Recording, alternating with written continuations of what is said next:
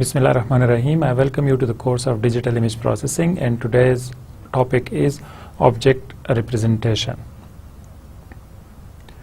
So in the last lecture what we have done, we were learning some morphological image processing, that what kind of mathematical operations that we can perform on an image they are possible, and what are the set theory operations that we can perform.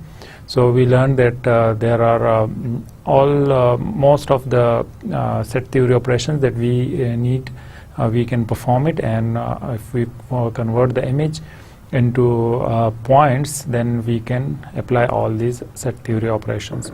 So there were some special operations that are called dilation and erosion, and we learned that if we want to have some space, some of the object that we want to make it increase, then first we convert it into points, and then we increase the size of it by increasing the border lines of it. And then we can also do the same in reverse. If we want to make it small in size, then we just go for erosion. Then also we learned that there is morphological closing and opening. So closing means that we want to have some areas filled up, but we don't want to have a distorted image, which is normally happens in dilation. So what we do, we first apply dilation and then we apply erosion, and after that we come up with the image that do not have this distortion.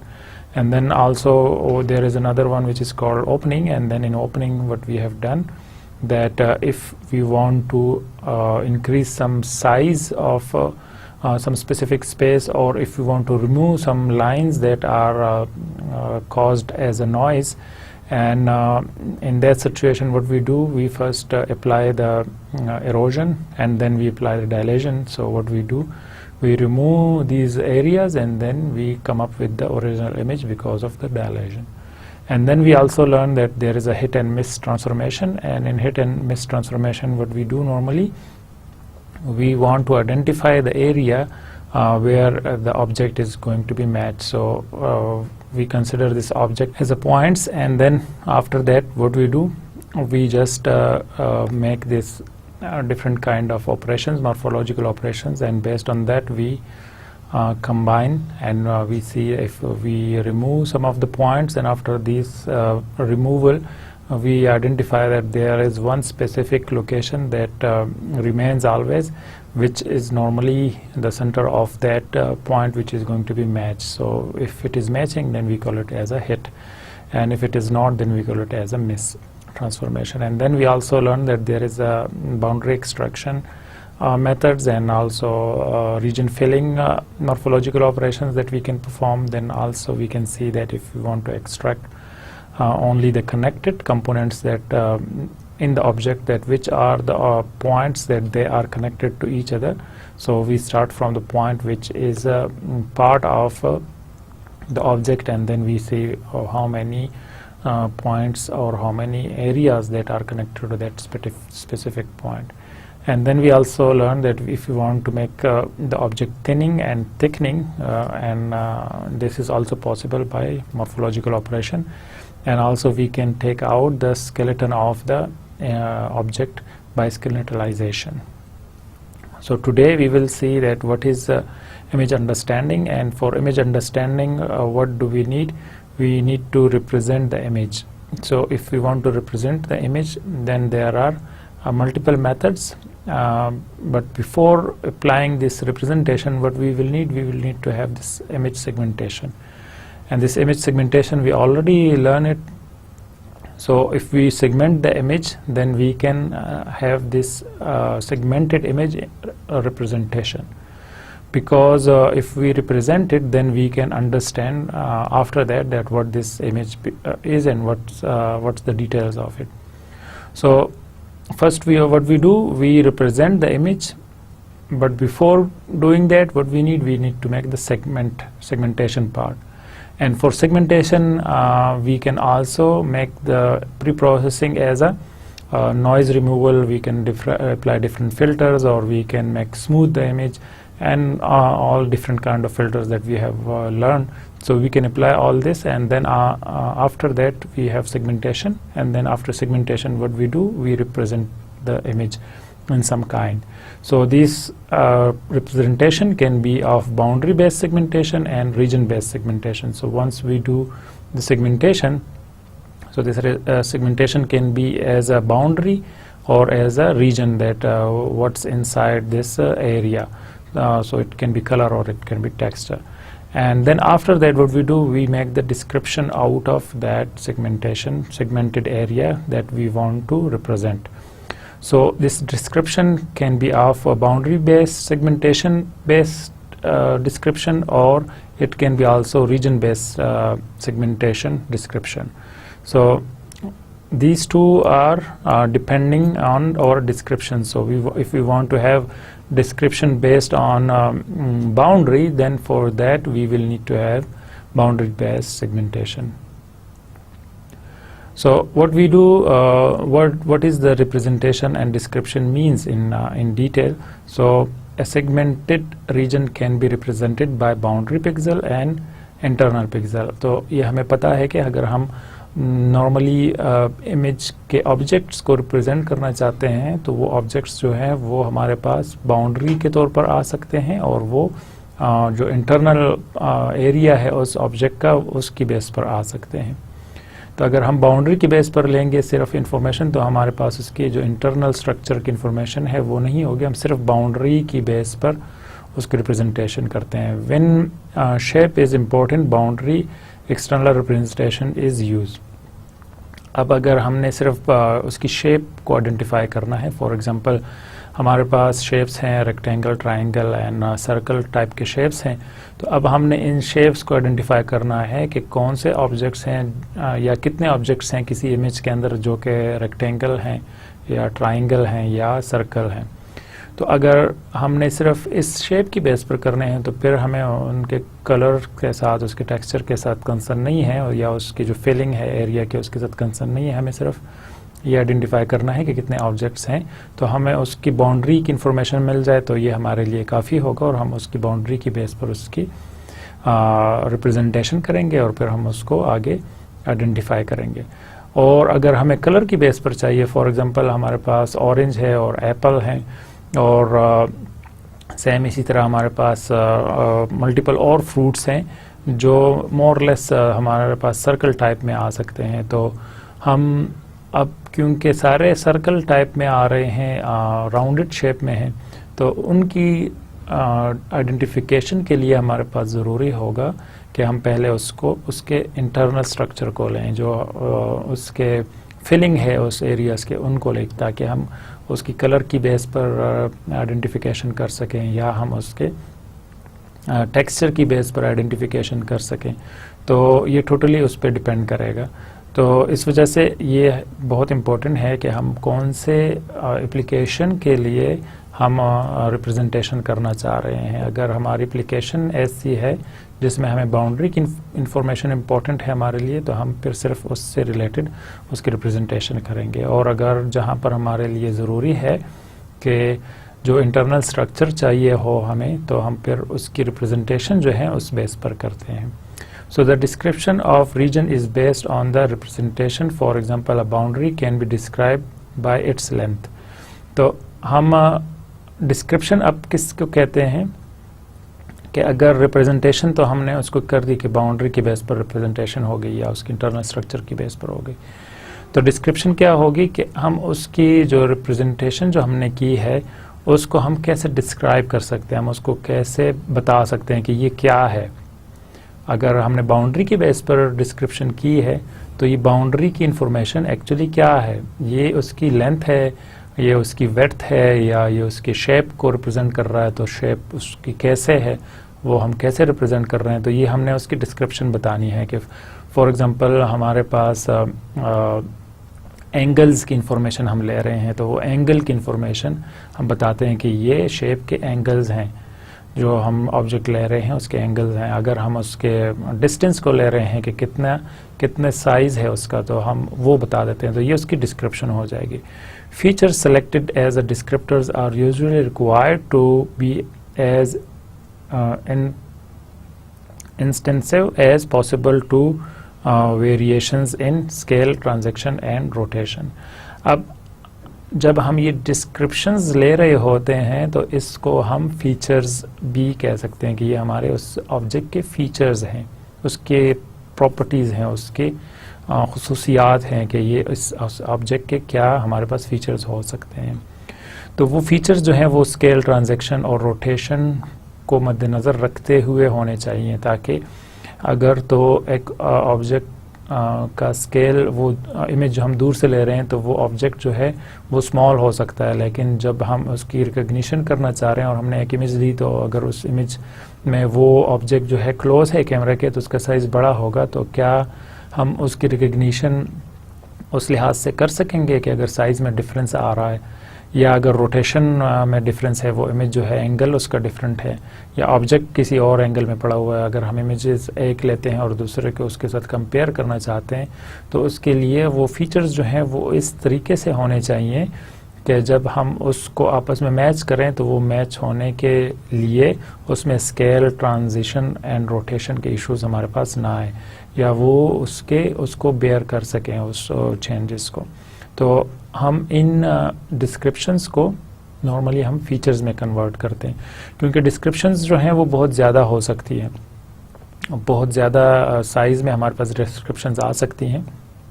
फिर हम वहाँ से features उठाते हैं कि कौन कौन से जो इम्पोर्टेंट डिस्क्रिप्शंस हैं हम वो यूज़ करें. तो जब हम वो उठाएंगे तो वो हमारे पास फीचर्स हो सकेंगे. So the representation image data, for example boundary, is usually represented in more compact way so that it can be described more easily.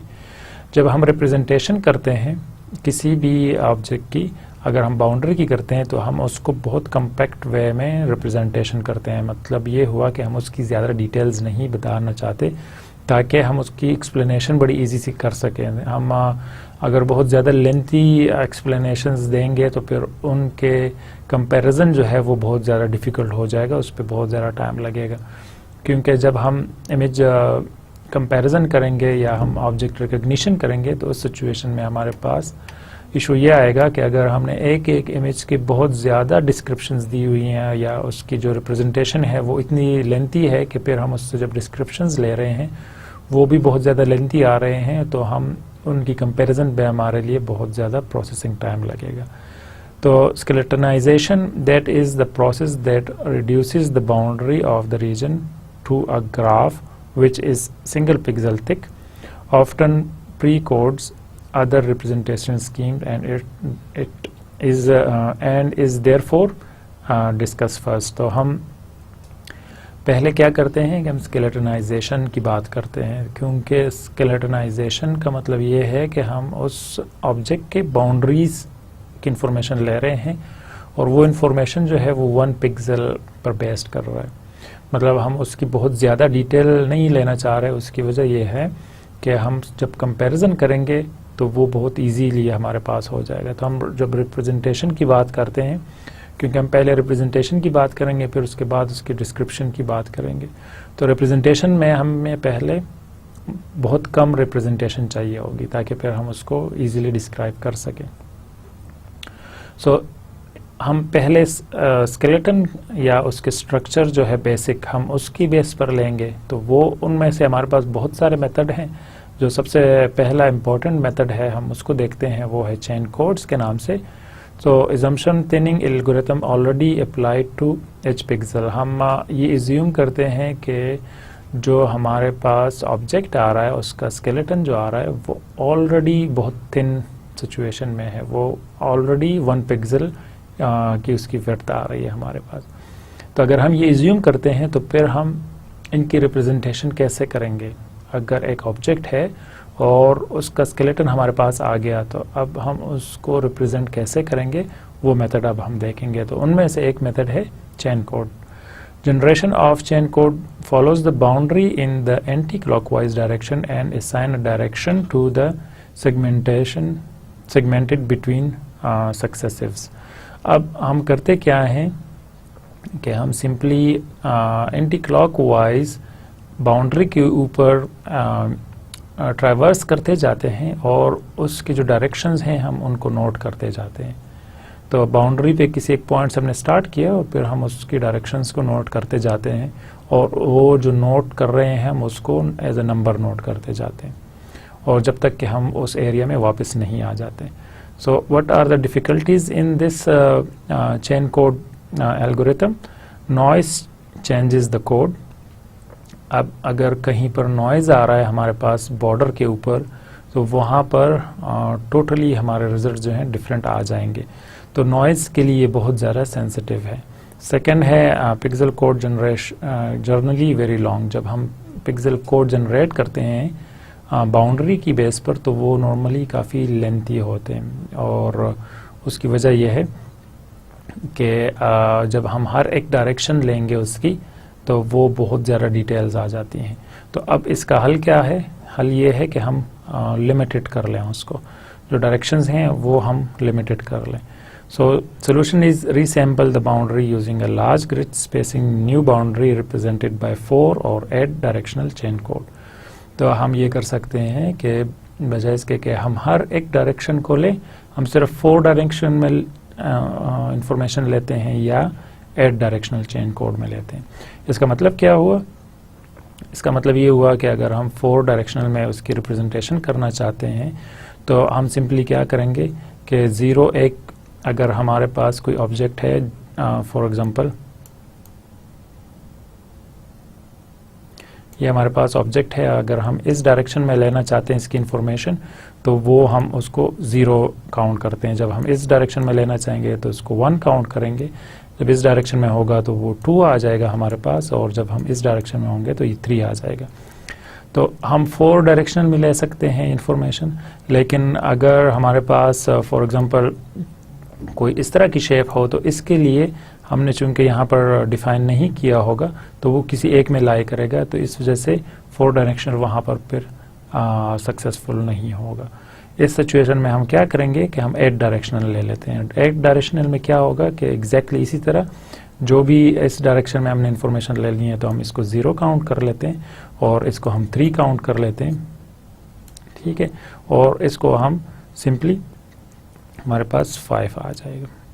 अगर तो हम किसी एक इस 0 से स्टार्ट करते हैं, इस डायरेक्शन से स्टार्ट करते हैं यहाँ से, तो ये हमारे पास 0 आ जाएगा। तो हम इस वजह से हम मल्टीपल डायरेक्शंस ले सकते हैं। हम इससे ज़्यादा भी ले सकते हैं 16 डायरेक्शनल और इससे आगे 32 डायरेक्शंस भी ले सकते हैं, लेकिन जब वो हम जितनी ज़्यादा लेंगे उतना हमारे पास कोड हमारे पास इतना ज़्यादा लेंथी आता जाएगा। तो इस वजह से हम इसको लिमिटेड कर लेते हैं।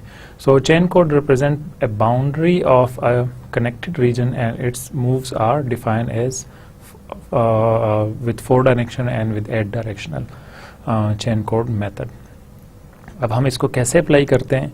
सिंपली अगर हम देखें कि अगर हम एक इमेज लेते हैं जो हमारे पास इस शेप में है और इस इमेज के अंदर हमारे पास ऑब्जेक्ट हैं जो कि इन डॉट्स के थ्रू हम उसको रिप्रेजेंट कर रहे हैं।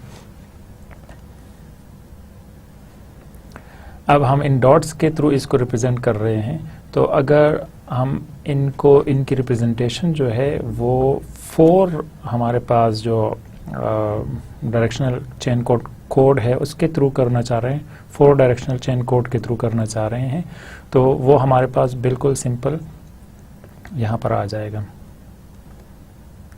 जो हम C के थ्रू करना चाह रहे हैं, ठीक है। तो क्योंकि हमारे पास सिर्फ ऑप्शंस जो हैं वो 4 हैं, इस वजह से जब हम इसकी रिप्रेजेंटेशन करेंगे तो जो हमारे पास ये वाला पॉइंट है इसको हम 0 के साथ रिप्रेजेंट करेंगे, ठीक है, देख सकते हैं ये हमने 0 के साथ रिप्रेजेंट किया। लेकिन जब हम यहाँ से आगे जाते हैं नेक्स्ट, जब हम इस पॉइंट को रिप्रेजेंट करना चाह रहे हैं तो इसको हम रिप्रेजेंट नहीं कर सकते। उसकी वजह यह है कि जब हम यहाँ देखते हैं तो इसमें हमारे पास ऑप्शन नहीं है, तो इस वजह से हम सिंपल देखते हैं कि अगर तो इसका एंगल हमारे पास कुछ इस तरह आ रहा है, 45 से फॉर एग्जांपल ज़्यादा है, तो 45 से ज़्यादा है तो हम इसको 1 काउंट कर लेते हैं। तो अगर 45 से ज़्यादा आ रहा है हमारे पास ये एंगल तो हम इसको एज अ 1 काउंट कर लेते हैं, तो ये अब हमारे पास इधर से आ जाएगा। तो हमने इसको सिंपली 1 के साथ रिप्रेजेंट कर दिया। तो अब इन सारे पॉइंट्स को हम इसी तरह कनेक्ट करते जाते हैं। तो ये कितने पॉइंट्स हम लेना चाह रहे हैं ये भी टोटली डिपेंड करता है। अगर हम बहुत ज़्यादा पॉइंट्स लेते हैं तो उसमें डिटेल तो बहुत ज़्यादा आ जाएगी और वो बहुत फाइन रिप्रेजेंटेशन होगी उसकी, लेकिन उसमें कोड ज़्यादा जनरेट होगा। और अगर हम ये पॉइंट्स कम लेते हैं तो इन पॉइंट के कम लेने से हमारे पास कोड जो है वो बहुत स्मॉल आएगा, लेकिन उसको फाइन डिटेल्स उसमें नहीं होंगी जो यहाँ पर उसकी डिटेल्स हमारे पास आ रही हैं। तो अब हम ये देखते हैं कि यहाँ कोड जो है सेम, अगर हम इसकी रिप्रेजेंटेशन करते हैं तो एग्जैक्टली जब हमने इसको कम पॉइंट्स में रिप्रेजेंट किया तो ये आ गए, लेकिन जब हम यहाँ देखते हैं कि अगर इसको हम 8 जो हमारे पास डायरेक्शनल चेन कोड है, अगर उसके साथ हम उसको रिप्रेजेंट करते हैं तो हम यहाँ ज़्यादा डिटेल्स दे सकते हैं, क्योंकि जब हम इस पॉइंट को रिप्रेजेंट करेंगे जो ये वाला है तो हम इसको बहुत इजीली 1 के साथ रिप्रेजेंट कर सकते हैं, क्योंकि हम देखते हैं कि ये जो पॉइंट है इन दोनों पॉइंट्स को कनेक्ट करने के लिए हम इस एंगल को यूज़ कर सकते हैं। तो यहाँ हम अगर यहाँ से स्टार्ट करते हैं तो क्योंकि हमने यहाँ इस पॉइंट से स्टार्ट लिया हुआ है या इधर से, तो वो जो ज़ीरो है वो हमने यहाँ इग्नोर कर दिया है। ये टोटली डिपेंड करता है कि हम इसके कितने पॉइंट्स के साथ रिप्रेजेंट करना चाहते हैं। तो एग्जैक्टली जो भी हम इस डायरेक्शन में जा रहे होंगे तो उस डायरेक्शन को हम यहाँ इस जो हमने 8 डायरेक्शनल चेन कोड लिया होगा हम उसके लिहाज से उसके डायरेक्शंस को नोट करते जाएंगे। अब अगर हम इसको नोट करते जाते हैं तो सिंपल हमारे पास जो एज अ रिप्रेजेंटेशन आएगी वो सिंपल एक कोड की फॉर्म में आएगा। फॉर एग्जांपल हम यहाँ से स्टार्ट करते हैं तो 0 7 6 6 6 6 4 टाइम यहाँ हमने देखा कि 6 है, फिर उसके बाद 5 है, फिर 5 है। तो इसी तरह हम इस ऑब्जेक्ट को रिप्रेजेंट करते हैं। तो this is our object in the image. तो ये सारे उसके पॉइंट्स हैं। अब इसको सामने रखते हुए हम इसको दोबारा रीजनरेट कर सकते हैं। यहाँ पर अब 2 इश्यूज आते हैं। एक तो ये कि chain code depends on the starting point. अब स्टार्टिंग पॉइंट के ऊपर टोटली डिपेंड करता है कि हम कहाँ से हमने स्टार्ट लिया था। अगर यहाँ हमने 0 से स्टार्ट लिया था और वो बिल्कुल टॉप था तो हमारे पास ये एग्जैक्टली जनरेट हो जाएगा। लेकिन अगर हम इसको स्टार्ट करते हैं यहाँ से तो और हमारे पास कोड स्टार्ट हो रहा है 0 से, तो हम अगर 0 से स्टार्ट कर रहे हैं और हमारे पास जो 0 के लिए इंस्ट्रक्शंस हैं वो ये हैं कि हम यहाँ से जाते हैं, फिर उसके बाद 7 आता है तो 7 के लिए हमें इस तरफ जाना होगा। तो इस वजह से ये जो कोड है ये कम्प्लीटली डिफरेंट जनरेट होगा। तो हम उसकी जो डायरेक्शन है वो टोटली डिफरेंट आ जाएंगी। तो इस वजह से जो इसके स्टार्टिंग पॉइंट है ये बहुत ज़्यादा इम्पोर्टेंट है कि हम कहाँ से स्टार्ट करना चाहते हैं। और दूसरा, अगर हम इमेज को रोटेट करते हैं या ऑब्जेक्ट को रोटेट करते हैं तो रोटेशन की वजह से बहुत ज़्यादा उसमें इनवेरिएंस जो आएगा तो वो उसको हैंडल नहीं कर सकता। इसकी एग्जांपल अगर हम लेते हैं सिंपल, अगर एक ऑब्जेक्ट है हमारे पास,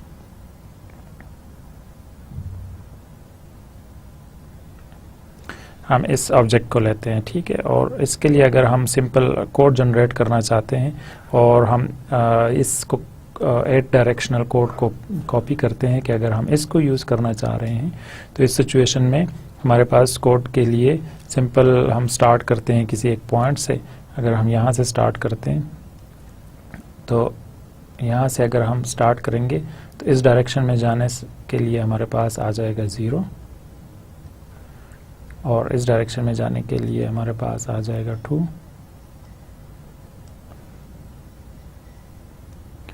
और इस डायरेक्शन में जाने के लिए हमारे पास आ जाएगा 4। और अगर हमने वापस इस डायरेक्शन में आना है तो इसके लिए हमारे पास आ जाएगा 6। तो हम अगर सिंपल फॉलो कर रहे हैं इसको 4, अगर हमने 8 में हम जाते हैं, अगर हमने ये 4 के लिए फॉलो किया, यहाँ पर हमने इसको सिंपल फॉलो किया है 4 डायरेक्शनल के लिए, लेकिन अगर हम इसको फॉलो करते हैं 8 के लिए, तो उसमें डिफरेंस क्या आएगा कि हर एक जो पॉइंट हमारे पास आ रहा है ग्रिड की फॉर्म में, जो पिक्सल आ रहे हैं, हम उसकी इन्फॉर्मेशन फिर लेते हैं। तो इस सिचुएशन में हमारे पास क्या आएगा, अगर हम ग्रिड की फॉर्म में लेते हैं तो यहाँ से यहाँ तक आने के लिए हमारे पास जो पॉइंट आएगा वो आएगा 0, और फिर हमारे पास आएगा 0, क्योंकि हम एक ही डायरेक्शन में जा रहे हैं, और फिर इधर से इधर तक के लिए हमारे पास सिंपल जो वैल्यूज आएंगी वो है 2 और 2, और फिर यहाँ से इस पॉइंट तक जाने के लिए हमारे पास आ जाएगा 4 और 4, और सेम इस डायरेक्शन में इस पॉइंट तक आने के लिए हमारे पास आ जाएगा 6 और 6। ठीक है, तो ये अगर हम फॉलो करते हैं 8 के लिए, तो आप देख सकते हैं कि कोड जो है हमारे पास इसमें लेंथी हो गया। उसकी वजह क्या थी, क्योंकि हमने 8 डायरेक्शनल के लिए लिया और हर एक पॉइंट के लिए हमने अलग अलग कोड जनरेट करना था। तो अब हम इसका हल कैसे निकाल सकते हैं, इसका अगर हम अगर हम इसको देखते हैं रोटेशन के लिए, जब हम ये बात कर रहे थे कि रोटेशन इनवेरिएंट होगा, तो उस अगर रोटेशन आ जाती है तो हम उसको हैंडल नहीं कर सकते इस चेन कोड के लिए। तो उसके लिए अगर हम सिंपल इसको रोटेट कर दें,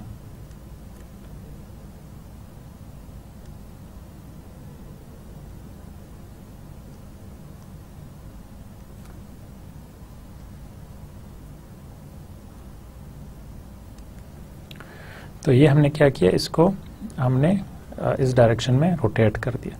ठीक है, तो अब हम अगर हमने रोटेट किया तो हम देखते हैं कि ये जो हमारे पास पॉइंट्स आ रहे हैं, इसके लिए अगर हम कोड जनरेट करते हैं,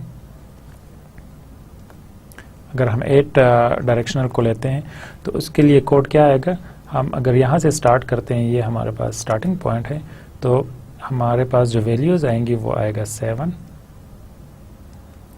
और 7, और उसके बाद जब हम यहाँ पर पहुँचते हैं तो इसके बाद यहाँ के लिए जो वैल्यू आएगी वो आएगा 1 और फिर 1। सेम इसी तरह अगर हम यहाँ से मूव करते हैं इस पॉइंट तक के लिए हमारे पास आएगा 3, और सेम इसी तरह अगर हम इस डायरेक्शन में जाते हैं तो ये आएगा 5 और 5। तो अब आप देख सकते हैं कि ये जो हमने कोड जनरेट किया, इसको अगर हम कंपेयर करें और इसको अगर हम कंपेयर करें तो हम देखते हैं कि दोनों में बहुत ज़्यादा फ़र्क है। हालांकि ऑब्जेक्ट हमारे पास सेम है, सिर्फ उसकी रोटेशन हुई है। तो रोटेशन की वजह से अगर जो कोड आएगा तो वो कम्प्लीटली डिफरेंट आएगा। अब चूंकि ये डिफरेंट कोड आ गया है तो हम इनकी रिकग्निशन नहीं कर सकते, और हम जब हमने ये बात की थी पिछले स्लाइड्स में कि जब हम उसकी रिप्रेजेंटेशन करें तो वो एक तो स्मॉल साइज़ में होना चाहिए, और दूसरा ये होना चाहिए कि उसकी रिप्रेजेंटेशन ऐसी हो जिसको हम अगर डिस्क्राइब करें या उसकी फीचर्स लें तो वो रोटेशन इनवेरिएंट हो, वो साथ में जो हमारे पास ट्रांसलेशन है उसको भी हैंडल कर सकें, और अगर वो हमारे पास साइज़ में डिफरेंट आ रहे हैं तो वो उसको भी हैंडल कर सकें। तो यहाँ पर चूंकि ये इशू आ रहा है अब हमारे पास, तो हम इसको सिंपली सॉल्व कैसे कर सकते हैं, हम इसके लिए नया मेथड निकालते हैं या हम उसके डायरेक्शंस देखते हैं। So chain code is not rotation invariance, so different chain codes are differential chain code is devised। हम differential chain code को यूज़ करते हैं इंस्टेड ऑफ chain code जो कि नॉर्मल उसकी रिप्रेजेंटेशन है। तो differential chain code क्या है, गो काउंटर क्लॉकवाइज, हम काउंटर क्लॉकवाइज अब जाएंगे और देखेंगे काउंट द डिफरेंसेस, जो उनके डिफरेंसेस हैं हम उनको काउंट करते हैं। Consider it as a cycle instead of a chain, और अब हम इसको चेन की बजाय एज अ साइकिल कंसिडर करते हैं। By this we can achieve rotation, translation and scale invariance. अगर हम इस डिफरेंशियल चेन कोड को अप्लाई करते हैं तो इससे हमारे पास जो ट्रांसलेशन है या रोटेशन है और इवन जो हमारे पास स्केल में चेंजेस आ रही हैं उनको हम हैंडल कर सकते हैं अगर तो हम चेंज इन ग्रिड साइज़ को साथ में मैनेज करते हैं कि हम ग्रिड के साइज़ को चेंज करें, तो उस सिचुएशन में हम जो स्केल है उसको भी हैंडल कर सकते हैं। तो ये हम कैसे करते हैं, जब हमने ये बात की कि हम अगर इन स्टेप्स को फॉलो करें, तो इसके लिए हम वापस इधर आते हैं। हम देखते हैं कि काउंटर क्लॉकवाइज हमने अब जाना है। तो काउंटर क्लॉकवाइज हमने सिंपल ये देखना है कि अगर तो मैं 0 पॉइंट पर हूँ और 0 से 0 तक जाना चाह रहा हूँ, तो मुझे कितने एंगल्स जो हैं वो चेंजेस लाने होंगे, और काउंटर क्लॉकवाइज जाना है हमने। तो यहाँ हम 0 से 0 हमारे पास 0 चेंजेस हैं, ठीक है। अब 0 से हम 1 की तरफ जाते हैं, 2 की तरफ जाते हैं, तो 2 के लिए हमारे पास जो कोड कितने काउंटर क्लॉकवाइज हमने कितने वैल्यूज़ को काउंट करना है, तो वो हम देखते हैं, वो है 0 से 1 और 2। तो मतलब ये कि हमें 2 एंगल्स चेंज करने होंगे। 2 से 2 के लिए हमारे पास आ जाएगा 0, और 2 से 4 के लिए, 2 से 4 के लिए तो हम काउंट करते हैं 1 2 3 4 5 6। तो 2 से 4 के लिए अगर हम काउंट करना चाहते हैं, तो 2 से 4 के लिए हमारे पास हम देखते हैं कि ये 2 है हमारे पास, और हम 4 पर आना चाह रहे हैं, तो कितने एंगल्स हैं, 1 और 2 आ जाएंगे, हमारे पास 2 आ जाएगा, ठीक है। अब 4 से 4 के लिए अगर हम जाना चाह रहे हैं, तो क्योंकि ये 4 है, तो 4 से 4 के लिए हमारे पास 0 आ जाएगा। सेम इसी तरह 4 से 6 के लिए अगर हम जाना चाह रहे हैं, तो ये 4 है हमारे पास, तो 1 और 2 हमारे पास उसमें एंगल्स आएंगे जिसको हम काउंट करेंगे। और सेम अगर 6 से 6 की तरफ हम जाना चाह रहे हैं, तो 6 से 6 के लिए हमारे पास 0 आ जाएंगे। अब चूंकि ये चेन की बजाय हम इसको एज अ साइकिल कंसिडर कर रहे हैं, तो हम इस वजह से इस 6 से 0 की तरफ अगर हम जाना चाह रहे हैं, तो कितने हमारे पास उसमें एंगल्स हैं जिनको हम काउंट करेंगे, तो वो आ जाएंगे हमारे पास सिंपल 2। तो अब जो कोड हमारे पास आएगा जिसको हम डिफरेंशियल कोड कहेंगे, तो वो आएगा 0 2 0 2 0 2 0 2, ठीक है। अब ये हमारे पास इसका डिफरेंशियल आ गया, चेन कोड। सेम अब अगर हम इसका जनरेट करना चाहते हैं, तो इसके लिए हम सिंपल जाते हैं, जो हमने रोटेशन के बाद इसका कोड आया था हमारे पास, तो इसके लिए हम देखते हैं कि अगर हम 7 से 7 पर जाते हैं, तो हमारे पास कोड आएगा 0, और 7 से 1 की तरफ अगर हम जाते हैं, तो ये हमारे पास 7 है, एंटी क्लॉकवाइज हमने जाना है, तो 1 और 2 आ जाएगा, तो हमारे पास जो वैल्यू आएगी वो 2 आ जाएगी, ठीक है। और 1 से 1 के लिए हमारे पास 0 आ जाएगा, और 1 से 3 के लिए ये हमारे पास 1 है, और हम 3 पर जाना चाह रहे हैं, तो कितने एंगल्स हैं दरमियान में, हमारे पास 2 आ जाते हैं। सेम 3 से 3 के लिए हमारे पास 0 आ जाएगा, और 3 से 5 के लिए 3 हमारे पास इधर है और हम 5 पे जाना चाह रहे हैं, तो 5 के लिए हमारे पास दोबारा 2 आ जाएगा, और फिर 5 से 5 के लिए हमारे पास 0 आ जाएगा। और सेम इसी तरह 5 और 7 को हम आपस में मिलाते हैं, तो 5 और 7 के लिए हमारे पास 2 आ जाएगा। तो अब इस कोड को लेकर जाते हैं, तो हम देखते हैं कि आफ्टर रोटेशन जो हमारे पास चेन कोड जनरेट होगा, वो एग्जैक्टली वही है जो हमारे पास रोटेशन से पहले का कोड था। तो अब हम यहाँ देखते हैं कि अगर बिफोर रोटेशन है और ये आफ्टर, ठीक है। तो दोनों का अगर हम कंपेयर करें, तो उसमें कोड हमारे पास सेम जनरेट होता है। तो इस वजह से ये बहुत ज़्यादा वैल्यूएबल है अगर हम ये डिफरेंशियल चेन कोड को अप्लाई करते हैं। सो हमारे पास जो बाउंड्री के डिस्क्रिप्शंस अगर हम लेना चाहते हैं कि वो जो डिस्क्रिप्शंस हैं वो क्या हो सकती हैं, क्योंकि हम तो उसकी रिप्रेजेंटेशन तो हमने कर ली कि हम उसको रिप्रेजेंट कैसे कर सकते हैं। तो वो डिस्क्रिप्शंस क्या हो सकती हैं जिसकी बेस पर हम आगे उसको आइडेंटिफाई करें कि ये ऑब्जेक्ट क्या है। यहाँ तो हमने सिर्फ उसकी रिप्रेजेंटेशन कर दी कि ये एक ऑब्जेक्ट है और हम उसको कैसे रिप्रेजेंट कर सकते हैं। ये उसके सिंपल कोड आ गया। अब ये कोड एक्चुअली है क्या, ये हमें क्या बताएगा कि इन सारे ऑब्जेक्ट के कोड को लेंगे अगर हम, तो ये लेंथ है उसकी, ये उसके वेड्थ है, ये उसका एंगल्स हैं, ये क्या चीज़ है। तो उसके लिए हमें क्या चाहिए होगा, हमें डिस्क्रिप्टर्स चाहिए होगा, उसकी डिस्क्रिप्शंस चाहिए होगी। There are several simple geometric measures that can be useful for describing a boundary. तो अब हमने बाउंड्री को डिस्क्राइब करना है कि बाउंड्री एक्चुअली क्या है। The length of the boundary, the number of pixel along the boundary gives a rough approximation of the length. तो हम लेंथ ऑफ द बाउंड्री ले सकते हैं कि ये जो बाउंड्री है इसकी लेंथ क्या है। कर्वेचर हम ले सकते हैं, the rate of change of slope हम उसमें लेते हैं कि हमारे पास जो रेट ऑफ चेंज आ रहा है स्लोप में वो क्या है।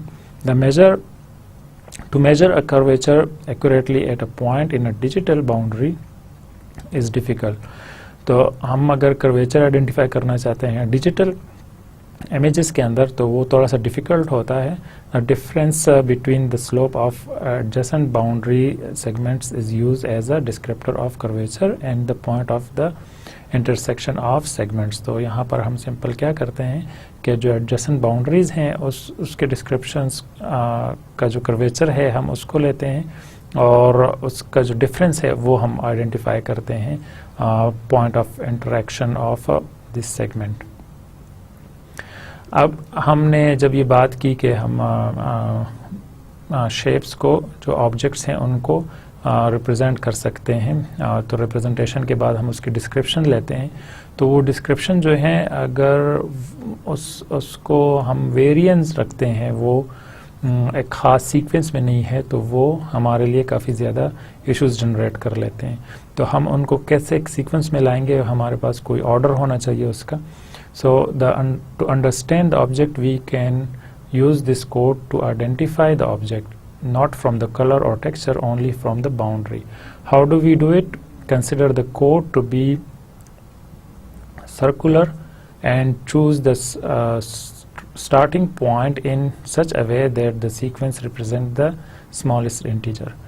तो अब हम सिंपली क्या करते हैं कि अगर हमने कोड हमारे पास आ गया है तो हम कौन सा कोड लेंगे उसमें से, तो वो वाला कोड लेंगे जो कि हमारे पास सबसे स्मॉलेस्ट हो, सबसे स्मॉलेस्ट इंटीजर वैल्यू को वो रिप्रेजेंट करे। तो अगर ये हमारे पास कोड है सर्कल का, तो अगर हम उस सर्कल का कोड लेते हैं तो हम उसकी रिप्रेजेंटेशन डिफरेंट तरीक़ों से कर सकते हैं, क्योंकि हम पॉइंट जो हैं कहीं से भी स्टार्ट कर सकते हैं। अगर हम पिछले एग्जांपल में जाते हैं तो हम स्टार्ट यहाँ से भी कर सकते हैं, हम यहाँ से भी कर सकते हैं, हम यहाँ से भी कर सकते हैं। तो वैल्यूज़ जो हैं वो टोटली डिफरेंट आएंगी। अगर हम उसको जनरेट करेंगे तो वो वैल्यूज़ चूँकि डिफरेंट आती हैं हर एक पॉइंट को स्टार्ट करने के लिए।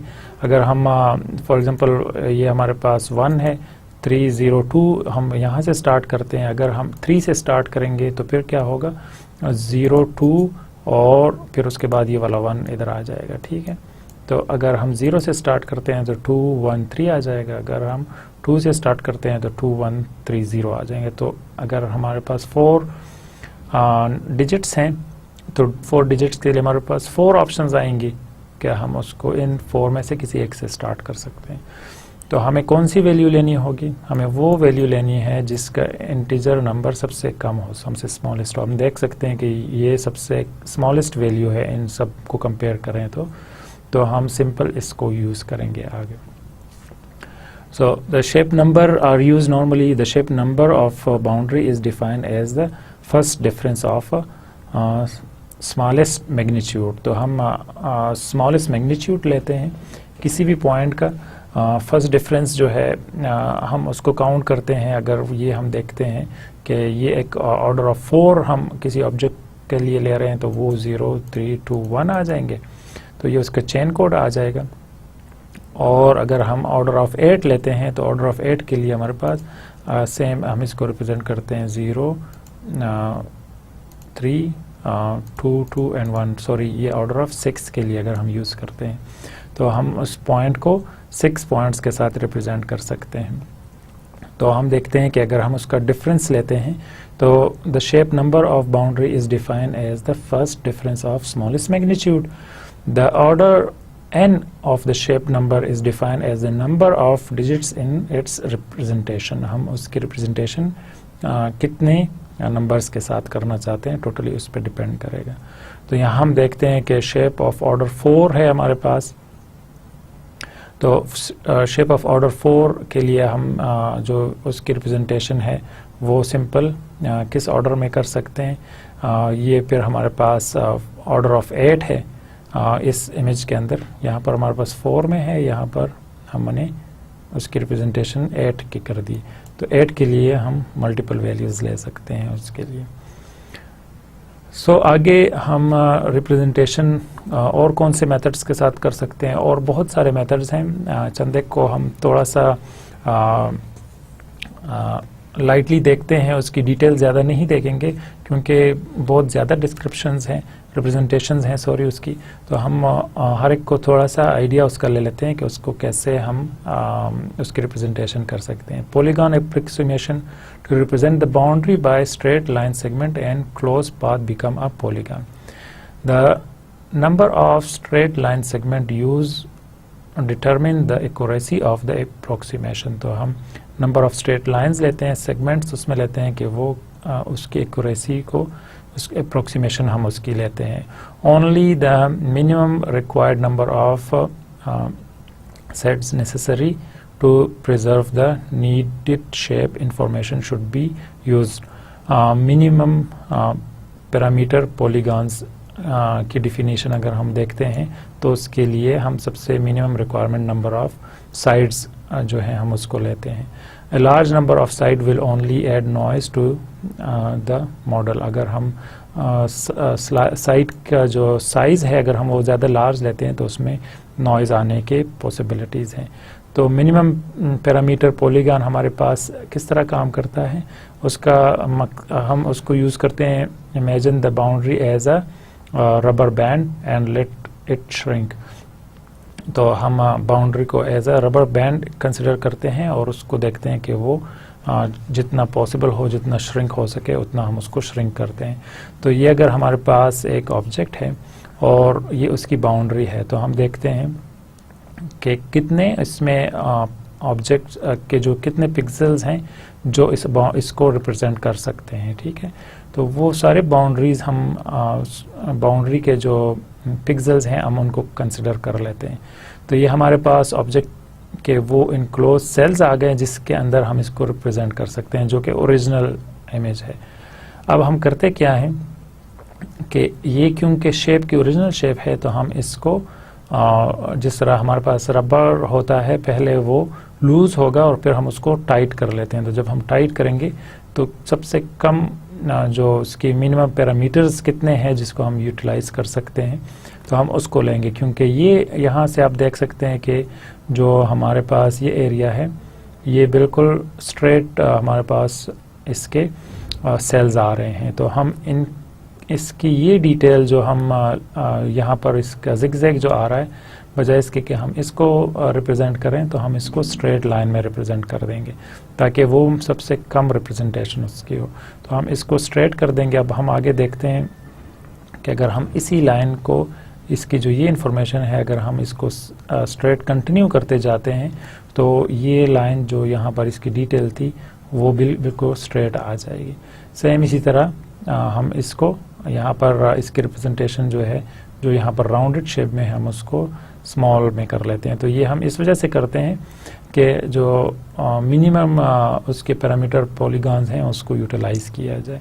सो the minimum error per grid cell is under root 2d where d is the dimension of the grid cell. तो हम ग्रिड सेल के कितने डायमेंशंस लेना चाहते हैं तो उसके ऊपर डिपेंड करेगा। तो ये हमारे पास उसका एरर जनरेट होगा और ये एरर इस वजह से हो रहा है कि अगर हम इसको कंपेयर करें तो ये ओरिजिनल है और ये हमारे पास उसकी रिप्रेजेंटेशन है थ्रू पॉलीगॉन। तो हम देख सकते हैं कि ये काफ़ी डिफरेंट है उससे, इस वजह से ये एरर जनरेट होता है। सो पॉलीगॉन अप्रोक्सीमेशन हम ले सकते हैं, हमारे पास जो अदर मेथड है उसमें हम minimum parameter polygon merging and splitting को हम अप्लाई करते हैं. So merging and splitting are often used together to ensure that vertices appear where they would naturally in the boundary. हम मर्जिंग करते हैं इस बेस पर कि मर्जिंग और स्प्लिटिंग इस बेस पर करते हैं कि हम ये देखते हैं कि वो एक्चुअली कहाँ पर उस वर्टिसेस जो हैं वो हमारे पास कहाँ पर अपेयर हो रही हैं. Last square criterion to a straight line is used to stop the processing. हम सिंपली जो लास्ट स्क्वायर है उसके स्ट्रेट लाइंस को यूज़ करने के लिए जो हमने स्ट्रेट लाइंस लिए होंगे हम उसको कंसिडर करते हैं. हम इसको कैसे इलस्ट्रेट कर सकते हैं? Join the two forest point on the boundary line A B. अगर हम सिंपल ये हमारे पास ऑब्जेक्ट है, अगर हम इसको कंसिडर करते हैं तो जो हमारे पास सबसे दूर के पॉइंट्स हैं हम उनको कंसिडर करते हैं. तो दूर के पॉइंट्स हम देखते हैं कि ये ए और बी ऐसे पॉइंट्स हैं इस ऑब्जेक्ट के जो सबसे दूर के आ रहे हैं. तो हम इनको एज अ स्ट्रेट लाइन आपस में कनेक्ट कर लेते हैं. Obtain a point on the upper segment that is C and the point on the lower segment that is D. अब हम करते क्या है कि एक हॉरिजॉन्टल उसके ऊपर परपेंडिकुलर एक लाइन ड्रॉ करते हैं जो कि सबसे दूर का पॉइंट हो सकता है, वो हमारे पास सी हो सकता है. यहाँ पर हम डी लेते हैं कोई भी वैल्यू. ये ज़रूरी नहीं है कि दूर का हो, लेकिन हम ऐसा पॉइंट लेते हैं कि वो इसके ऊपर परपेंडिकुलर हो, such that the perpendicular distance from this point to A B is larger as possible. तो नॉर्मली हम करते ये हैं कि हम इसके डिस्टेंस को ज़्यादा लेते हैं ताकि जब हम इसका पॉलीगॉन बनाएं तो वो इस एरिया के अंदर आ सके possibly. Now obtain a polygon by joining C and D and A and B. अब हम करते क्या है कि जब हमने ये पॉइंट्स ले लिए तो हम इनको आपस में कनेक्ट कर लेते हैं. तो जब हम कनेक्ट करेंगे तो ये ऑब्जेक्ट आ जाएगा. Repeat until the perpendicular distance is less than some predefined fraction of A B. तो हम तब तक ये प्रोसेस करते जाते हैं जब तक कि हमारे पास जो डिस्टेंस है वो सबसे लोवेस्ट ना आ जाए. हम यहाँ देखते हैं कि अगर ये पॉइंट है, अगर तो इसका डिस्टेंस हम यहाँ से काउंट करते हैं, ये डिस्टेंस अगर एक ख़ास जो हमने वैल्यू ली है अगर उससे हमारे पास ज़्यादा आ रहा है तो हम करते क्या हैं कि हम दोबारा यहाँ पर ये जो एरिया है इसको डिवाइड कर देते हैं. ठीक है, जब हम इसको डिवाइड करेंगे हम इधर एक और ए और बी सेलेक्ट कर लेते हैं. ए और बी सेलेक्ट करेंगे तो हम उसके बाद उसके जो डिस्टेंस हैं दोनों साइड पे वो काउंट कर लेंगे. जब दोनों डिस्टेंसेस काउंट कर लेंगे तो हम देखेंगे कि ये एक ऐसे कौन सी लाइन है जो हम यहाँ पर स्मॉल एक और पॉलीगॉन बना लेंगे. ठीक है, तो जब हम स्मॉल एरिया और बना लेंगे तो बाद में हम उसको इसके साथ ज्वाइन कर देंगे. तो ये जो लास्ट वाली लाइन है ये हमारे पास स्मॉल पोर्शंस में आ सकती है कि हम इसको ऐसे डिफरेंट एरियाज़ में ले सकते हैं. तो ये हमारे पास ई की वैल्यू आ सकती है. ठीक है, तो ये प्रोसेस हम फर्दर करते जाते हैं. अगर हम इसको देखते हैं ये भी प्रॉपरली रिप्रेजेंट नहीं हो रहा तो हम इसको भी दोबारा डिवाइड कर देते हैं. तो हम इसका सिंपल यहाँ से डिवीजन ले लेते हैं और हम इस डिस्टेंसेस को काउंट करते हैं तो जब तक कि ये जो लाइन है ये स्मॉल पोर्शन में आ जाएगा. सेम इसी तरह इसके लिए. तो ये टोटली डिपेंड करेगा कि हम उस जो डिस्टेंस हम ले रहे हैं परपेंडिकुलर वो कितना लेना चाह रहे हैं, किसकी बेस पर हम डिवीजन जो है स्टॉप करेंगे. हमारे पास एक और मेथड है उसको हम सिग्नेचर कहते हैं, signature representation. The idea behind signature is to convert a two dimensional boundary into representative on one dimensional function. तो हम सिंपली क्या करते हैं कि हम 1-डायमेंशनल फंक्शन में उसको रिप्रेजेंट करते हैं.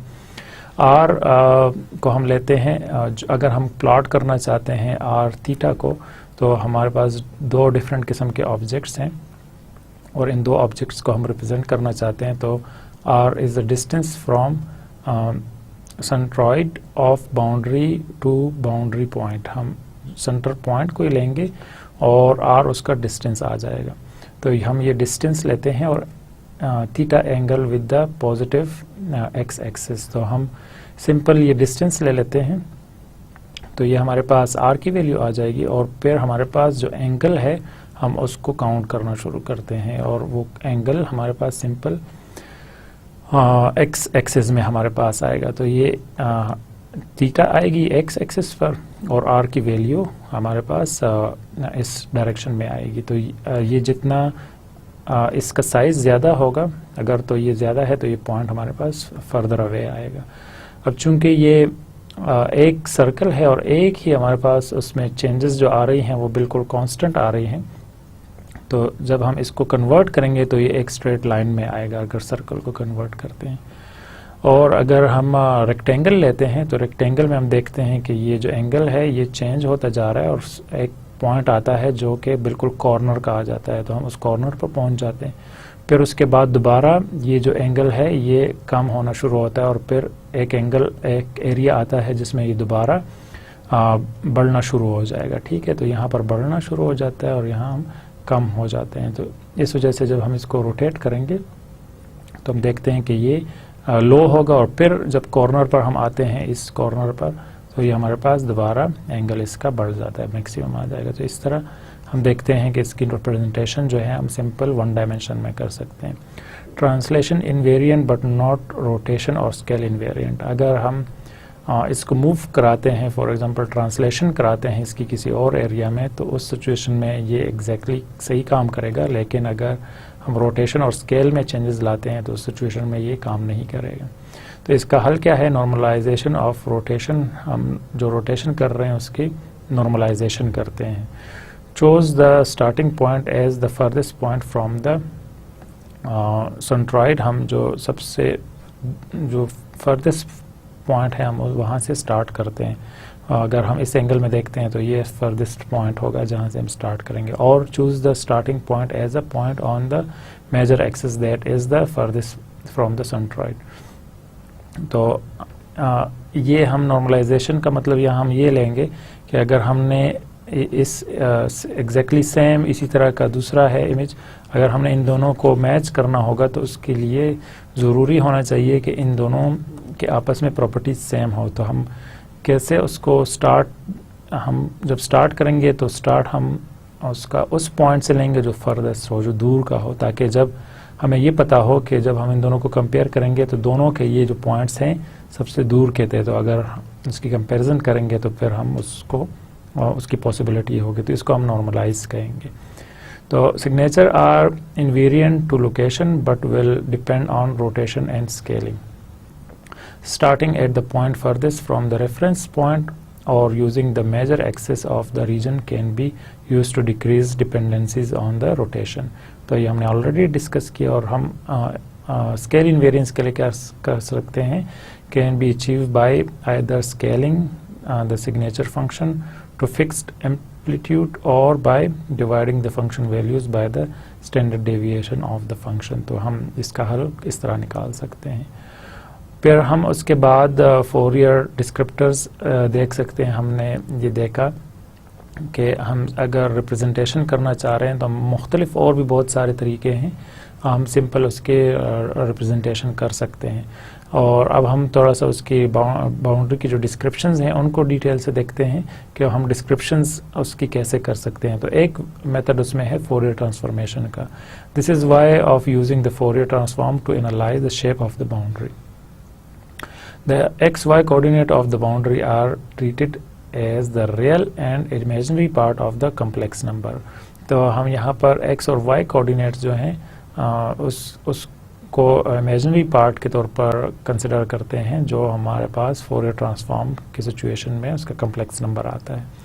Then the list of the coordinates is a Fourier transform using the DFT जो हमने चैप्टर 4 में देखा था, जब हम डिस्कस कर रहे थे कि फोरियर ट्रांसफॉर्मेशन को हम कैसे उसके कोऑर्डिनेट्स की लिस्ट बना सकते हैं। The Fourier coefficient are called the Fourier descriptors. और जो हम कोफिशिएंट्स लेते हैं, फोरियर के जो कोफिशिएंट्स वैल्यूज आएंगी हमारे पास, हम उसको as a Fourier descriptor use कर सकते हैं, जो कि उस ऑब्जेक्ट की डिस्क्रिप्शंस हमें बताएगा कि ये ऑब्जेक्ट क्या है। The basic shape of the region is determined by the first Serval coefficient, which represent lower frequencies. Higher frequency terms provides information on the fine detail of the boundary. तो हम देख सकते हैं कि जो हमारे पास फर्स्ट जो कोफिशिएंट्स आते हैं वो प्रिजर्व द लोअर फ्रिक्वेंसीज, और जो हमारे पास हाई फ्रिक्वेंसीज आ रही हैं वो जो फाइन डिटेल हैं उनकी बेस पर हो सकती हैं. तो यहाँ हमारे पास एग्जांपल है, हम देखते हैं कि अगर ये ओरिजिनल इमेज हमारे पास आ रहा है और example of the reconstruction for Fourier descriptor P is the number of Fourier coefficient used in the reconstruction of the boundary. तो हम रिकंस्ट्रक्शन करना चाह रहे हैं, P हमने जब 2 लिया तो हमारे पास ये शेप आएगा, P4 लिया तो ये शेप आएगी, और हम देख रहे हैं कि जब हम उसको चेंज करते जा रहे हैं तो शेप जो है वो अपने ओरिजिनल शेप में आ रही है. तो हम देख सकते हैं कि जब हम P62 पर जाते हैं तो उस सिचुएशन में हम ओरिजिनल इमेज की तरफ चले जाते हैं, और हमने देखा कि P और K की जो वैल्यूज़ हैं हमारे पास यहाँ सेम आ रही हैं. हमारे पास एक स्टैटिस्टिकल मोमेंट्स हैं जिसके वजह से हम बाउंड्री के डिस्क्रिप्शंस ले सकते हैं. तो वो हमारे पास सिंपल ये हो सकती हैं कि दे कम इन इंटीजर ऑर्डर, हम इसको इंटीजर ऑर्डर में लेते हैं. Order 0 is just the number of point in the data. हम जो ऑर्डर 0 है वो हमारे पास नंबर ऑफ पॉइंट्स आएंगे. Order 1 is the sum and is use to find the average, और हम जब ऑर्डर 1 लेते हैं तो वो एज अ सम काउंट करते हैं और हम एवरेज के लिए उसको यूज़ करते हैं. Order 2 is the related to the variance, and order 3 to skew the data. Higher orders can also be used but don't have simple meanings. हम यहाँ पर different किस्म के orders को define करते हैं. तो इसकी बेस पर जो movement हमारी हो रही है हम उनको note कर सकते हैं. Let R be the random variable and GRI be the normalized as the probability of a value Ri co-occurring. Then the moments are, हमारे पास जो moments हैं हम उनको simple यहाँ देख सकते हैं कि mu n of R हमारे पास ये values आ रही हैं, हम simple उसकी summation करते हैं k is equal to 0 to k minus 1 Ri minus m power n g Ri हम लेते हैं, where m जो है हमारे पास वो क्या है, m is equal to Ri g Ri, और उन सब की हम समेशन लेते हैं I is equal to 0 to k minus 1. तो ये हम उसकी सिंपल रिप्रेजेंटेशन कर सकते हैं. अगर ये हमारे पास एक ऑब्जेक्ट है जो हम रिप्रेजेंट करना चाहते हैं तो वो सिंपल हम मल्टीपल पॉइंट्स के तौर पर कर सकते हैं, जो हमने यहाँ पर ऑर्डर 1, 0, 1 और 2 की फॉर्म में डिस्कस किया, और हमारे पास ऑर्डर 3 भी हम यूज़ कर सकते हैं. फिर हमारे पास रीजनल इंफॉर्मेशन है. हम रीजनल इंफॉर्मेशन की बेस पर हम डिस्क्रिप्शंस ले सकते हैं. Some simple descriptors are the area of the region, the number of pixel in the region. हम इस एरिया को लेते हैं तो एरिया हमारे पास number of pixel in the region है. फिर पैरामीटर्स लेते हैं of region, length of boundary, compactness हम ले सकते हैं कि जो उसकी कम्पैक्टनेस है वो क्या है, तो वो हम ले सकते हैं पैरामीटर स्क्वायर लेते हैं divided by area. The mean and median of grey level हम ले सकते हैं. Minimum and maximum grey level values ले सकते हैं, और number of pixel with the values above and below the mean. तो ये सारे वैल्यूज़ जो हैं हम as a regional description use कर सकते हैं.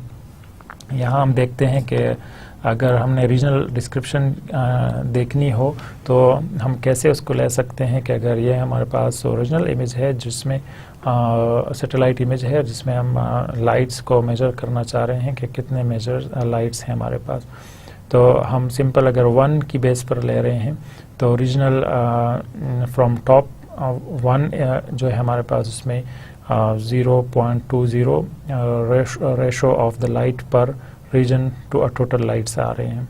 सेम इसी तरह अगर 2 की सिचुएशन में ले रहे हैं तो वो 0.640 आ रहे हैं, और इसी तरह हम इसको वेरी करते हैं.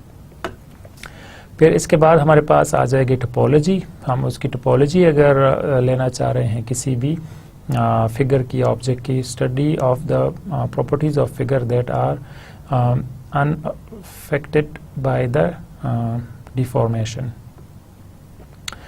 तो हम उसके लिए यूरल नंबर लेते हैं, तो यूरल नंबर हमारे पास E = C - H आएगा. Number of connected components C उसमें होगा और H जो है नंबर ऑफ होल्स होंगे. तो हमारे पास नंबर ऑफ होल्स कितने हैं उसमें और नंबर ऑफ कनेक्टेड कंपोनेंट्स कितने हैं, हम वो आइडेंटिफाई करते हैं, तो हमारे पास उसका यूरल नंबर आ जाएगा. तो टोपोलॉजी प्रॉपर्टी 1 जब हम लेंगे उसकी बेस पर नंबर ऑफ होल्स H को हम काउंट करना चाहते हैं, तो जो कितने होल्स हैं जिसको हम देख सकते हैं. Topology property 2 number of connected components, कितने कनेक्टेड कंपोनेंट्स हैं इस ऑब्जेक्ट के अंदर जो कि आपस में कनेक्ट हो रहे हैं, एक कंपोनेंट आपस में कितने कनेक्ट हो रहे हैं. तो उसके लिए हमारे पास हम देखते हैं 3 कंपोनेंट्स हैं. सेम इसी तरह टोपोलॉजी प्रॉपर्टी 3 अगर हम देखते हैं तो उसके लिए हम सिंपल ये देखना है number of connected components subtract the number of holes. हम सिंपल C - H करते हैं तो उससे हमारे पास E = 0 आ जाएगा. तो ये जो जितने भी हमारे पास टोपोलॉजी 3 के लिए हम देखना चाहते हैं कि वो इक्वल टू 0 कैसे होते हैं और इक्वल टू -1 कैसे होते हैं, तो region with the number equal to 0 and -1 respectively. साथ में हम ये देख सकते हैं कि हम उसमें अगर थोड़ी सी चेंजेस करें फॉर्मूले में तो हम और बहुत सारी इंफॉर्मेशन ले सकते हैं, और वो है V - Q + F = C - H. और C - H हमारे पास हमें पता है कि हम इसको एज ए यूरल नंबर लेते हैं. तो यहाँ पर हम देखते हैं कि V - Q + F क्या हो सकते हैं. V नंबर ऑफ वर्टिसेस हो सकते हैं, Q नंबर ऑफ एजेस हो सकते हैं और F जो है नंबर ऑफ फेसेस हो सकते हैं. तो अगर हम इस फॉर्मूले को लेते हैं तो इसकी बेस पर हम देखते हैं कि इस इमेज के अंदर कितने वर्टिसेस हैं, कितने नंबर ऑफ एजेस हैं, कितने नंबर ऑफ फेसेस हैं. तो हम सिंपल इसको काउंट करते हैं तो देखते हैं कि वर्टिसेस हमारे पास 7 आ रही हैं, जो हमारे पास नंबर ऑफ एजेस हैं वो 11 हैं, और नंबर ऑफ फेसेस जो हैं वो 2 हमारे पास आ रहे हैं, क्योंकि हम इसको एज अ फेस काउंट कर रहे हैं. तो इज इक्वल टू 1 - 3 अगर हम इस फॉर्मूले के थ्रू करते हैं तो हमारे पास 1 - 3 आ जाएगा, तो जो वैल्यूज़ है -2 टोटल आ जाएंगे. तो यहाँ पर टोपोलॉजी प्रॉपर्टी 4 देखते हैं द लार्जेस्ट कनेक्टेड कंपोनेंट के लिए कि कौन सा ऐसा कंपोनेंट है जो सबसे लार्जेस्ट है और जो आपस में कनेक्टेड है. तो हम यहाँ देखते हैं कि जो ये वाटर स्ट्रीम है इसकी बेस पर हम जो आइडेंटिफिकेशन है वो बहुत इजीली कर सकते हैं. रीजनल डिस्क्रिप्टर जब हम यूज़ करते हैं उसमें टेक्सचर जो है बहुत ज़्यादा इम्पोर्टेंट है कि हम किसी भी ऑब्जेक्ट का टेक्सचर आइडेंटिफाई करना चाहते हैं. बाउंड्री की बजाय हम उसकी जो इंटरनल डिटेल हैं वो लेना चाहते हैं. यहाँ पर हमने जो इंटरनल बॉडी के ऑब्जेक्ट्स के इंटरनल इंफॉर्मेशन है हम वहाँ ले रहे हैं. तो इस सिचुएशन में क्या होगा, texture is usually defined as the smoothness और रफनेस ऑफ द सरफेसेस. तो जो ऑब्जेक्ट्स हैं उस ऑब्जेक्ट के अंदर हमारे पास स्मूथनेस और रफनेस की इंफॉर्मेशन अगर हम उसको कलेक्ट करते हैं तो हम उसको कहेंगे कि ये उसके टेक्सचर है. साथ में अगर हम कलर की इंफॉर्मेशन लेंगे तो हम उसको भी यूज़ करेंगे. In computer vision the visual appearance of the uniformity और lack of nonuniformity brightness and colour, हम यहाँ पर यूनिफॉर्मिटी और ब्राइटनेस देखते हैं और साथ में कलर भी देखते हैं. There are 2 types of texture, random and regular. जो टेक्सचर है वो 2 किस्म के हो सकते हैं, रैंडम और रेगुलर. रेगुलर कुछ सिचुएशन में हमेशा सेम पैटर्न दोबारा रिपीट होगा, लेकिन रैंडम में रिपीट नहीं होगा. Random texture can not be exactly describe by words और equation, it must be described statistically. The surface of a pie or dirt or rock of many size would be random. तो अगर हम random texture को represent करना चाहते हैं तो mathematically हम उसको रिप्रेजेंट नहीं कर सकते इन वर्ड्स, लेकिन स्टैटिस्टिकली हम देखते हैं कि वो क्या है. वो अगर कोई ऐसी चीज़ जो कि बार बार रिपीट नहीं हो रही तो हम उसको कह सकते हैं कि ये रैंडम है. जिस तरह डर्ट हो गई जो, या कोई रॉक्स हो गए डिफरेंट साइज़ के. Regular texture can be describe by words और इक्वेशन और रिप्रिंटिंग पैटर्न प्रीएम्प्टिव्स. अगर हम रेगुलर टेक्सचर को रिप्रेजेंट करना चाहते हैं तो हम उसकी डिटेल बता सकते हैं, हम वो इन वर्ड्स बता सकते हैं। Clothes are frequently made with regular repeating patterns. जो हमारे टेक्सटाइल इंडस्ट्री में कपड़े होते हैं वो नॉर्मली जब बनाए जाते हैं तो वो रेगुलर टेक्सचर होता है जो कि बार बार प्रिंट हो रहा होता है ड्रेस के ऊपर। Random texture is analysed by statistical methods and regular texture is analyzed by structural और spectral Fourier methods। तो हम इन दोनों को बहुत डिफरेंट मेथड्स से आइडेंटिफाई करते हैं। यहाँ हम देख सकते हैं कि ये टेक्सचर है डिफरेंट किस्म के, तो हम देखते हैं ये एक किस्म का रेगुलर टेक्सचर आ रहे हैं, ये हमारे पास अनरेगुलर टेक्सचर आ रहे हैं। तो हम इन इंफॉर्मेशन को डिफरेंट सिचुएशन में एनालाइज कर सकते हैं। स्टैटिस्टिकल अप्रोचेज़ हैं, स्पेक्ट्रल अप्रोचेज़ हैं और स्ट्रक्चरल अप्रोचेज़ हैं हमारे पास। तो सिंपल हम देखते हैं कि अगर स्टैटिस्टिकल अप्रोच है तो उसको हम कैसे उस टेक्सचर को कैसे आइडेंटिफाई कर सकते हैं। तो हमारे पास मुख्तलिफ़ किस्म के फार्मूलेज आते हैं, उन फार्मूलेज के थ्रू हम स्टैटिस्टिकल इंफॉर्मेशन एक्सट्रैक्ट कर सकते हैं। वो हमारे पास है रिलेटिव स्मूथनेस, अगर हम आइडेंटिफाई करना चाहते हैं, अगर हम उसका मीन वैल्यू आइडेंटिफाई करना चाहते हैं, movement of G about the mean, अगर हम उसके ग्रे लेवल्स आइडेंटिफाई करना चाहते हैं, अगर हम थर्ड मूवमेंट आइडेंटिफाई करना चाहते हैं उसके लिए ये फार्मूला है, और अगर हम फोर्थ मूवमेंट आइडेंटिफाई करना चाहते हैं तो उसके लिए हम इस फार्मूले को यूज़ करेंगे। मेजर ऑफ द यूनिफॉर्मिटी, अगर हम यूनिफॉर्मिटी को मेजर करना चाहते हैं तो उसके लिए हम सिंपल इस फार्मूले को यूज़ करेंगे। और एवरेज एंट्रोपी मेजर अगर हम करना चाहते हैं तो हम सिंपली इस फार्मूले को अगर अप्लाई करेंगे तो हमारे पास सारी उसकी एवरेज एंट्रोपी आ जाएगी। Measure of texture computed using only histogram suffer from the limitation that they carry no information regarding the relative position of the pixel with respect to each other. अगर हम histogram लेते हैं तो histogram में वो हमें उस पिक्सल्स की लोकेशन नहीं बताता, हमें सिर्फ वो उसकी इंटेंसिटी बता देता है कि जो इस पूरे इमेज के अंदर डिफरेंट कलर्स या डिफरेंट ग्रे लेवल्स की इंटेंसिटीज़ क्या हैं और वो कितने साइज़ में है। तो लेवल ऑफ इंटेंसिटी क्या है और उसका साइज़ क्या है, उसका कितना यूज़ हुआ है उस इमेज के अंदर, तो वो बताता है, लेकिन उसकी लोकेशन हमें नहीं बताता। तो यहाँ हम देखते हैं white square mark from the left right smooth cursor and regular texture. These are optical microscopic image of superconductor human cholesterol and microprocessor। हम यहाँ पर डिफरेंट किस्म के टेक्सचर देख सकते हैं कि कुछ जो है हमारे पास रैंडम आ रहे हैं और कुछ हमारे पास स्मूथ हैं और कुछ जो है वो डिफरेंट इर्रेगुलर शेप में आ रहे हैं। तो ये देखते हैं कि हमारे पास स्मूथ है, हमारे पास कर्सर्स है और हमारे पास रेगुलर शेप्स में आ रहे हैं क्योंकि ये एक ख़ास पैटर्न के साथ रिपीट हो रहे हैं। सेम इसी तरह हमारे पास स्ट्रक्चरल अप्रोचेज़ हैं। Simple structural primitive can be use to form more complex texture pattern by means of some rules that limit the number of possible arrangements of the primitives। तो हम बहुत डिफरेंट किस्म के स्ट्रक्चरल कॉन्सेप्ट्स ले सकते हैं। Suppose that we have a rule of the form S A S. अगर हम सिंपल रूल लेते हैं, फिर इस रूल को हम आगे उसका पैटर्न जो हम ले लेते हैं, हम उसको आगे जनरेट करते हैं कि अगर सेम एक पैटर्न डिफाइन करते हैं और उस तरह के मल्टीपल कैसे हो सकते हैं, और फिर अगर वो हमारे पास 2D में होंगे तो वो किस तरह होंगे। तो हम इस एक स्ट्रक्चर को पहले डिफाइन करते हैं और फिर इस एक स्ट्रक्चर के मल्टीपल स्ट्रक्चर्स ले लेते हैं। So which indicates that the symbol S may be rewritten as A S if A represent circle and the meaning of the circle to the right is assigned to straight string of the form AAA।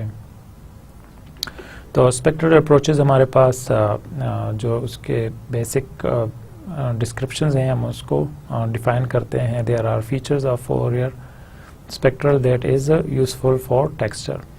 Descriptions हम उसकी क्या ले सकते हैं, preempt speaks principal descriptions of the texture patterns, location of peaks, fundamental spectral period आ सकते हैं, और elimination of the predicted components, non periodic image elements हो सकते हैं, और उसके statistical descriptors हो सकते हैं.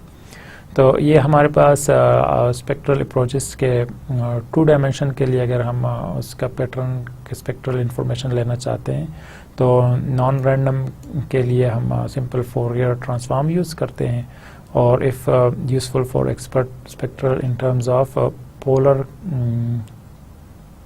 Coordinates which are directly given directly as a frequency, तो हम एज अ फ्रीक्वेंसी उसको रिप्रेजेंट कर सकते हैं.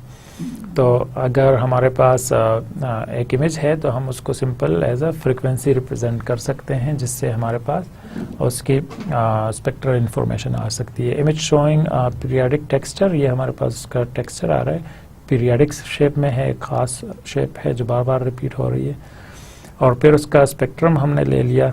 उस स्पेक्ट्रम को जब हम प्लॉट करते हैं, प्लॉट ऑफ एस आर जब हम प्लॉट करते हैं तो ये आ जाएगा, प्लॉट ऑफ एस थीटा अगर करते हैं, another image with the different type of periodic texture. तो अगर हम इस इमेज का सिंपल स्पेक्ट्रम लेते हैं और स्पेक्ट्रम को अगर हम प्लॉट करेंगे तो ये आ जाएगा, अगर हम कोई और इमेज लेते हैं तो उसका स्पेक्ट्रम ये आ जाएगा.